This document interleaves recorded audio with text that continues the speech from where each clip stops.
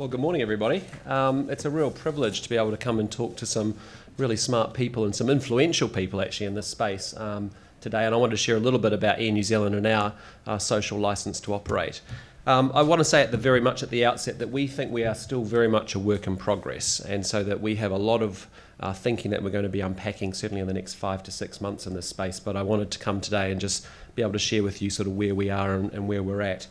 I thought we'd do three things. One is just quickly give you an overview of what we call the Air New Zealand Go Beyond plan, which is really where are we at as a company and what are we trying to achieve big picture wise, and what sort of progress are we making. Secondarily, talk and illustrate more about how we're thinking about this emerging sustainability framework, and particularly how do we actually help supercharge New Zealand's success economically, socially, environmentally. And then thirdly, open it up for any questions. I've got to jump on a plane to Wellington, but very happy to take any and every question that you want to throw at me, not a problem. As it was alluded to, I originally from Canterbury. I did a Masters of Commerce at the University of Canterbury, joined a company at 22 called Unilever, one of the biggest global companies in the world, and at 24 was then sent off overseas and spent the next 16 years offshore, working in Australia, Europe, Asia, and in the last 8 years really in North America. Went to Chicago, spent 6 years living there, partly because we bought a bunch of hair care companies. And for a bald guy, that's quite unusual. But I was used as the poor foreigner as a bit of a crash test dummy for some Sunsilk formula that went horribly wrong.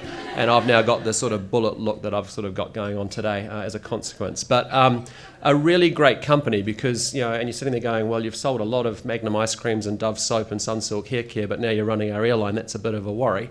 Actually, there's a lot of good grounding in an organisation like that as you work in different markets, and certainly Unilever was a great company in terms of being very grounded about what was called the Unilever Sustainable Living Plan, which I was a big part of actually helping create there. So, coming into the airline and having been here now for 3 years and CEO for the last year and a half, my observation is this is a company that has some really strong foundations in place. And so today, we have a good level of customer centricity. We have, 11,000 Air New Zealanders. Today we'll be serving almost 40,000 customers each and every day. We have very good levels of brand health. It's the most iconic, one of the most iconic brands in the country, certainly the most trusted corporate brand.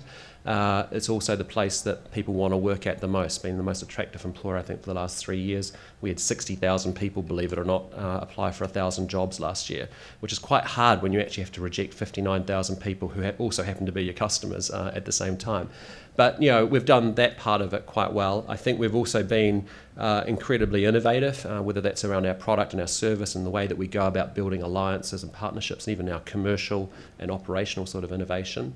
Our culture internally is pretty non-hierarchical, so you can wander around our head office and sort of see that we're all got no doors and there's no drinks cabinets or any formality around what we do.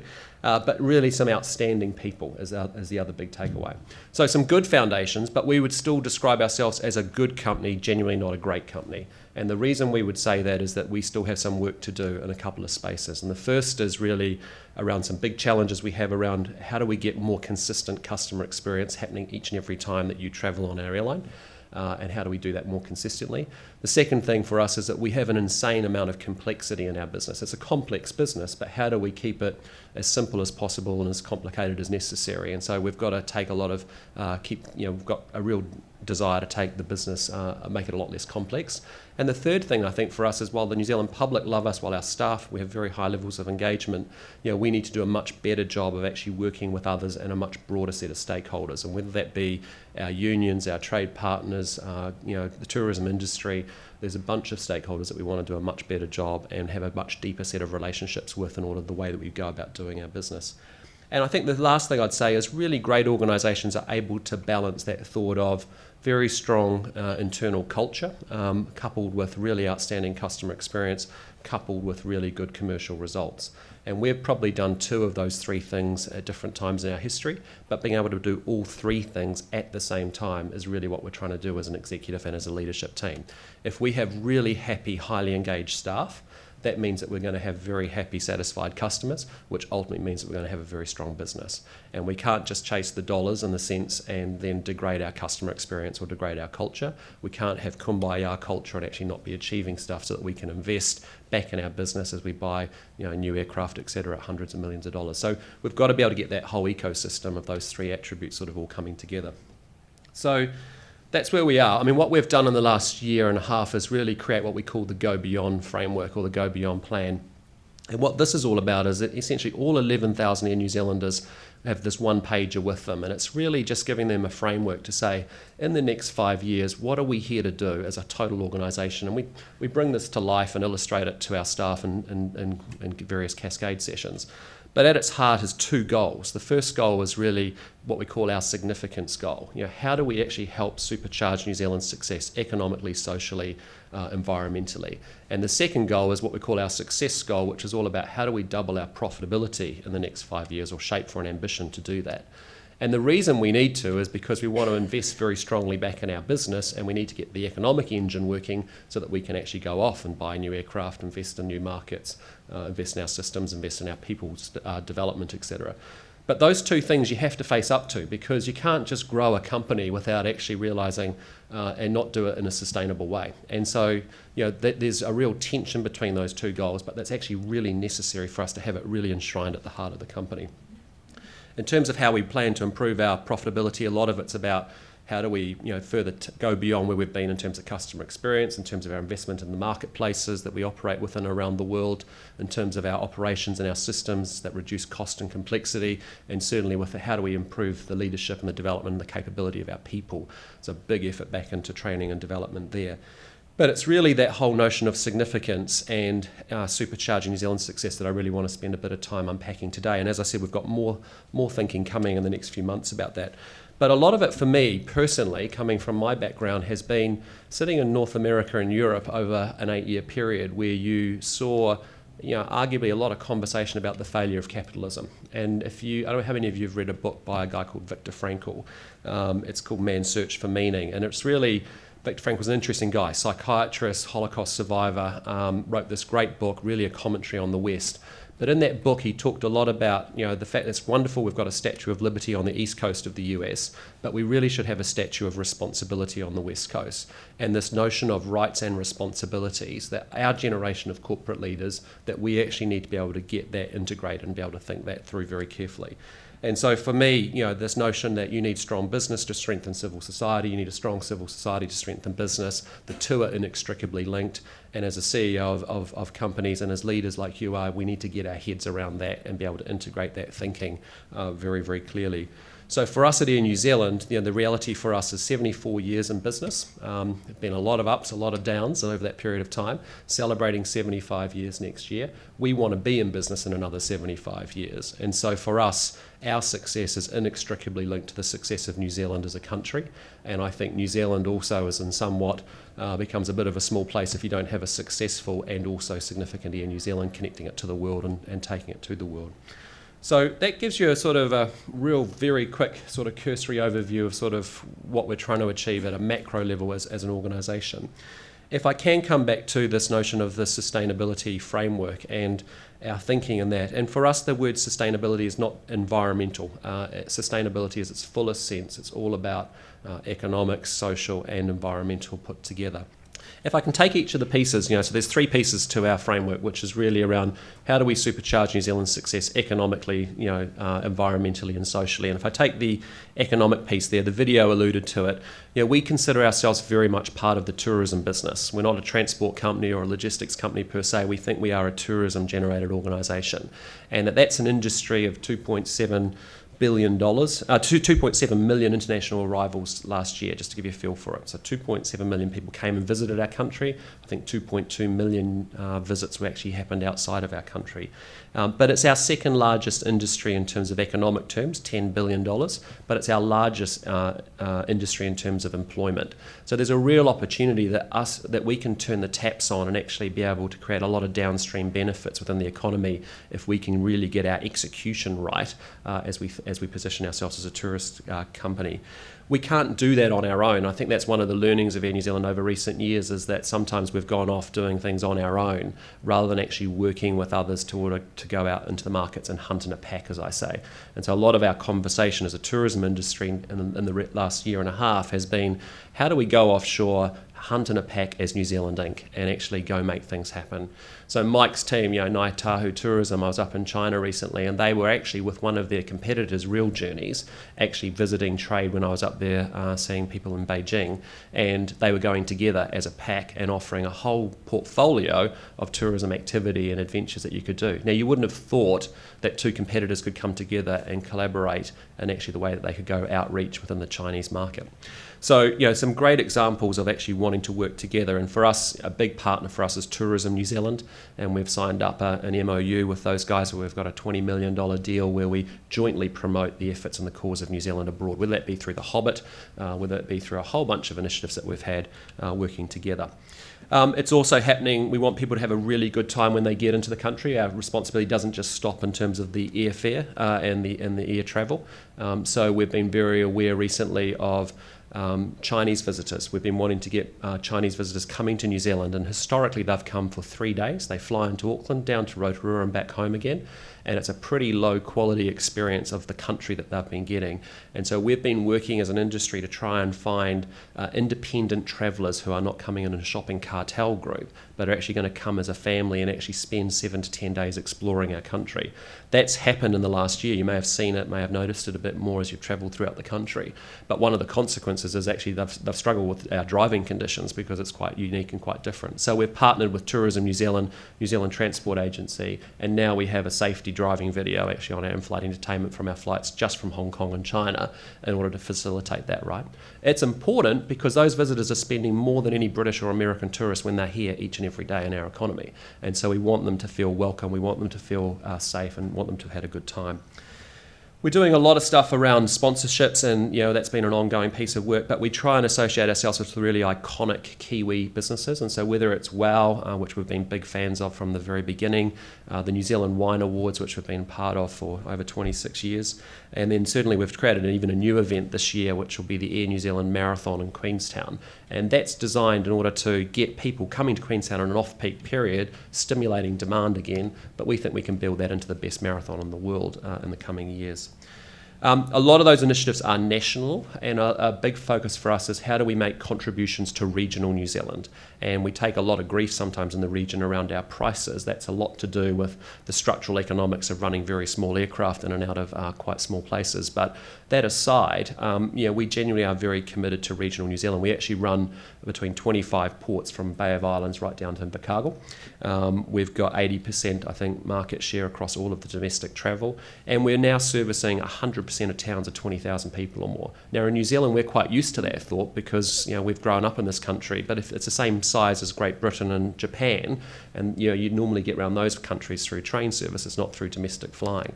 But we're very committed to that. And the next best regional network, when you look at Scandinavia, Australia, Canada, US, you'd be lucky if about half the towns of 20,000 people actually have air services in them anywhere else in the world. We'd be the only airline that flies 19-seater aircraft as well as 360-seater aircraft, just to give you a feel for it. So, and we think we're doing that at a cost base that's probably about 29% lower than any of our competing regional networks that we would see in other parts of the world. But that's important because that's how we unlock and stimulate travel, whether it's the Art Deco weekend that happens in the Hawke's Bay where I was down recently. That's a fantastic event where lots of international and domestic tourists are now showing up and stimulating economic activity in that economy. So tourism's one part of how we can have a value economically. Trade and cargo is another part of it. And you probably don't think about it as you're sitting in those nice chairs on board an Air New Zealand flight, hopefully, somewhere. But in the belly of our aircraft, there's a lot of extra space. And that's where we're actually sending some of New Zealand's best exports. And to give you a feel for it, I think we move about 80% of all the air freighted activity out of this country. It's about 37 million kilograms of cargo or exports that are in the bottom of those aircraft. And I thought you might be interested, 5 million kilograms of chilled fish, 3 million kilograms of lobsters, believe it or not, 2 million kilograms of meat, 100 million capsicums, basically to Japan, was actually what was shipped last year. So we've got a lot of things that we're doing, but these are all high-value, perishable, time-bounded, important products that we can actually help New Zealand exporters get their products to priority markets, and it's a really important part of what we can do. we're trying really hard to make sure that at every opportunity we are showcasing great New Zealand product. So you won't find us serving wine on board our aircraft that's not a New Zealand wine. We serve 6.5 million glasses, would be the largest pourer of New Zealand wine in the world. And so we think it's important that we can showcase things like Kapiti ice cream and New Zealand cheeses and great New Zealand wines in everything that we do. And even in our lounges now, we're trying to use New Zealand sustainable timbers and other materials as well. So the other thing we're working on hard economically is actually investing in our fleet, and it's that notion of how do we get a multi-dimensional perspective on success understood.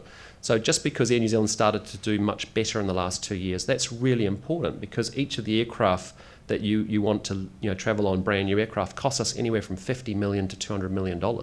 So if you don't have an economic engine that's generating a profitable business, you can't then reinvest that money back in upgrading the customer experience through new aircraft or new lounges or new technologies. You can't invest in promoting the cause of New Zealand offshore, etc. So we're having to reconcile those three aspects as I talked about earlier. But in the next 3 years, based on those results, we're ploughing our profits straight back into our business. And so we have 22 new aircraft coming in the next 3 years of about $2 billion. So I can't think of that many companies in New Zealand that are that confident about the future of the country. They're spending $2 billion in less than 3 years in order to make that happen. And so for us, they're important because they help us open up new markets, and we can fly those aircraft to new places, whether that be other places in Southeast Asia or ultimately South America. But that's opening up more opportunities for exporters and New Zealanders to do business around the world and to connect with people around the world. So we have a bunch of new aircraft coming, and you'll start to see that from July, which will be quite exciting. If I can change gears and then sort of take the environmental piece, because again, us being involved in the environment as a tourism company makes really good sense, because the New Zealand environment is a key asset and a key tourism asset, and it's the reason for why so many visitors come to our country. It's not just got to be about the open spaces, it's got to be actually about the great friendly people and certainly the great creative minds that actually sit in this country as well. But the environment is a starting point and a key part of the proposition of why people choose to come here. And we're doing quite a lot in the environmental space as a result, whether that's reducing weight on board our aircraft, whether it's actually, we've changed a lot of our flight paths, optimised flight paths around the world so that we actually are burning less fuel as we come into land. And in fact, we've saved, I think, the equivalent of about 58 million litres of aviation fuel, or 144,000 tonnes of CO2 each year since we sort of have started some of these initiatives in the last couple of years. Today I'm really pleased that we'll be announcing later on today that we actually are going to take on and become the largest single solar installation in New Zealand, and we're going to, at our Auckland hangar, out at our Auckland Tech Ops facility where we do all our engineering, we're going to be putting 500 panels, it's about 750 square metres of solar panels on the rooftop of one of our hangars there. That will actually be able to create about 30% of our electricity needs as a result of that. So pretty exciting stuff and pretty obvious things to do, but we're learning by doing some of these things. There's some couple of partnerships that are very important for us. The first one really is around our DOC partnership, and that's an arrangement we put in place towards the end of 2012. It's a 5-year commitment, but it's a great example of a public-private partnership working very well together, again, to protect an environment asset or a tourism asset, which is our environment. And we're spending about $7.5 million, I think it is, over the next 5 years. But a lot of it's about transporting endangered species, which have been quite decimated through introduced species into New Zealand, as well as building out more biodiversity and working on different projects with DOC. And part of that has been the promotion of the Great Walks of New Zealand, the 9 Great Walks. And so whether we do that through a Bear Grylls safety video or other promotional activity, the great thing is since we started that campaign, we've seen more than 10% increase in people actually hiking and tramping through the Great Walks of New Zealand in the first year that we started the activity versus the previous 4, where I think it grew about 1% over 4 years. So we can do good through actually trying to get more people out and about in the environment, and also make sure that environment's even more diverse and certainly much more protected. We're now expanding that out to the 10 marine reserves across New Zealand as well, which is a great expansion of that. But it's a really different way of thinking, of partnering with DOC, who are great stewards and great custodians of our environment, but actually be able to support them in a way that's quite constructive. The second big partnership, which is really then, is Antarctica New Zealand, and certainly Antarctica New Zealand and the New Zealand, what we call Antarctic Research Institute. And again, a lot of the world's leading science is actually happening in Antarctica, and it's really a lot about the future of climate change. And so we've been quite invested in supporting the development of polar amplification research. We've always carried scientists to the ice and supported that endeavour, but we now really want to support the research that is actually about polar amplification, which is the warming of the polar regions and the impact that that sort of has on our business, on the world. And we've then been able to send our staff down there. We've had 2 staff down there assisting scientists over the 2013-2014 season. We actually offered up to 2 different global environmentalists through a National Geographic promotion the chance to go photograph the Antarctic down there with Jason Edwards as well. So there's some quite cool things that we're doing around the ice. Apologies for my cold. And then the third thing really is around supercharging New Zealand's success socially, and that's really the third piece of it, which is a really important part, because people-to-people connections are important in terms of how the world stays connected with each other. We've got 1 million New Zealanders sitting overseas. We've got the biggest foreign diaspora of any developed country proportionately on earth, and as a consequence, every night tonight there's a new grandmother setting off from Timaru to go see a new granddaughter in London. We've got a lot of Kiwis and a lot of connectivity, and this place becomes a pretty small place if you can't connect people socially and keep them connected to the world. As being an airline, as many of you know, we have to be prepared for crises. In fact, yesterday we had one of our simulated activities where we 3 or 4 times a year put the business into simulated response to make sure that we're responding to potential crises or incidences really appropriately. But we have 450 Air New Zealand staff who are part of what we call a special assistance team, and we've been able to actually help use those people when there was the Christchurch earthquake, when there was Pike River, beyond just Air New Zealand, and working with civil defence and other organisations across the country as well. We get asked a lot daily, hundreds of requests for philanthropy and help. Everyone's got a sad news story that needs some assistance. We try and do the best we can with that, but you can imagine the ask. We get thousands, tens of thousands of asks each year around that. But we are working really hard with a couple of key organisations, Starship and Cure Kids and Starjam. And we also are working with a lot of iconic New Zealanders, because we want to be a world-class company and we want to celebrate world-class New Zealanders. How do we actually, we're proud of the fact that we can get associated with really great Kiwis, whether it's Hamish and Eric or Mahe Drysdale or others, that actually as they go off around the world to compete and actually showcase New Zealand, we want to be part of that and actually support them doing that. And then the last thing I'd say is very much about our staff and our people. This is not like a Unilever business where you would run a 30-second commercial for Dove that becomes your brand. People go out and buy Dove and then you make your money that way. How we make money is that actually our people, if they feel positive and engaged, and you've probably flown airlines around the world where people feel like they don't really work for the airline or feel quite disengaged. I can think about my experience in America for 8 years. Felt a lot like that, doing weekly commutes between Toronto, Chicago and New York. But our people feel really committed, and they have to be aligned with that purpose again and that mission, because that's what connotes their engagement, and then their engagement with customers, which ultimately feeds our business. So if we can get 11,000 New Zealanders and get differential support from them, whether that's their ideas about how to become more sustainable, whether that's lots of small actions that they can see, the insanity that happens in a large company like ours that they can see should be stopped. If we can get a piece of them and their personality and their leadership and their insight and their innovation showing up at work, that's a really great outcome for us. So we do work really hard on staff engagement and it's not just because it's popular to do, it's actually, if we don't start there, we don't have customers and we don't have a business.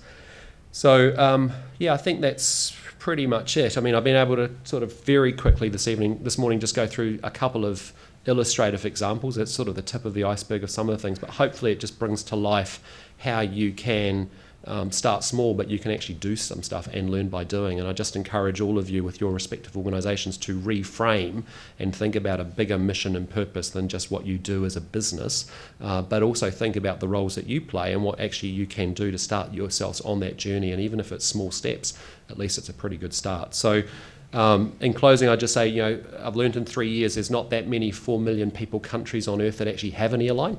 The ones that have are in bankruptcy or are struggling to survive. The good news is that we are thriving as a business. That is only possible because of the contribution and the support of New Zealanders across the country. And I really do appreciate the support that many of you in this room give us. We want to be a world-class company, taking it to the world confidently from New Zealand, and we want all New Zealanders to be very proud of us as we do that. So that's not possible without your support. So with that, we'll come back and talk more about our framework as we unpack it in the next 5-6 months, but hopefully that gives you a flavour.